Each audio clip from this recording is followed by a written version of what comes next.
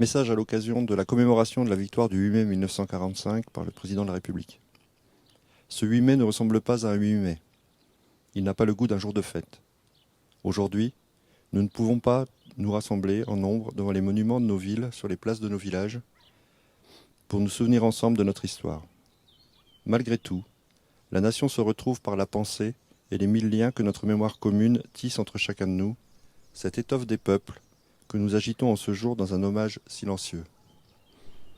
C'est dans l'intimité de nos foyers, en pavoisant nos balcons et nos fenêtres, que nous convoquons cette année le souvenir glorieux de ceux qui ont risqué leur vie pour vaincre le fléau du nazisme et reconquérir notre liberté.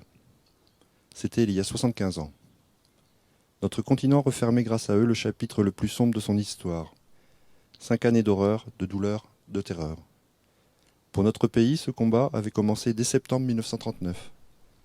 Au printemps 1940, il y a 80 ans, la vague ennemie avait déferlé sur les frontières du Nord-Est et la digue de notre pays n'avait pas tenu.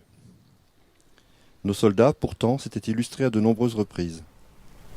Ceux de Montcornet, d'Abbeville, de Gembloux ou de Stone, les hommes de Narvik, les cadets de Saumur, l'armée des Alpes avaient défendu avec vigueur notre territoire et les couleurs de notre pays.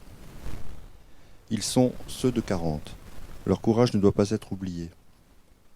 Dans le crépuscule de cette étrange défaite, ils allumèrent des flambeaux. Leur éclat était un acte de foi et au cœur de l'effondrement, ils laissaient poindre la promesse du 8 mai 1945. Cette aube nouvelle fut ensuite conquise de haute lutte par le combat des armées françaises et des armées alliées, par les Français libres qui jamais ne renoncèrent à se battre, par le dévouement et le sacrifice des résistants de l'intérieur, par chaque Française, chaque Français, qui refusa l'abaissement de notre nation et le dévoiement de nos idéaux. La grande alliance de ces courages permit au général de Gaulle d'asseoir la France à la table des vainqueurs. La dignité maintenue, l'adversité surmontée, la liberté reconquise, le bonheur retrouvé, nous le devons à tous ces combattants, à tous ces résistants. À ces héros, la nation exprime son indéfectible gratitude et sa reconnaissance éternelle. Le 8 mai 1945, c'est une joie bouleversée qui s'empara des peuples. Les drapeaux ornaient les fenêtres, mais tant d'hommes étaient morts, tant de vies étaient brisées, tant de villes étaient ruinées. À la liesse succéda la tristesse et la désolation. Avec le retour des déportés, les peuples découvrirent bientôt la barbarie nazie dans toute son horreur. Rien, plus jamais, ne fut comme avant. La fragilité révélée de nos vies et de nos civilisations nous les rendit plus précieuses encore. Au bout de cette longue nuit qui avait traversé le monde, il fallait que l'humanité relevât la tête. Elle venait de découvrir horrifiée qu'elle pouvait s'anéantir elle-même, et il lui fallait désormais refaire le monde, de fond en comble, ou à tout le moins empêcher que le monde ne se défasse, selon le mot d'Albert Camus.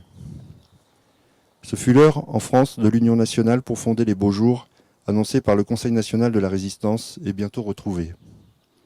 L'heure, en Europe, de l'effort commun pour bâtir un continent pacifié et fraternel, l'heure dans le monde de construire les Nations Unies et le multilatéralisme. Aujourd'hui, nous commémorons la victoire de ce 8 mai 1945, mais bien sûr, mais aussi, surtout, la paix qui l'a suivie. C'est elle, la plus grande victoire du 8 mai, notre plus beau triomphe. Notre combat à tous, 75 ans plus tard. Vive la République, vive la France.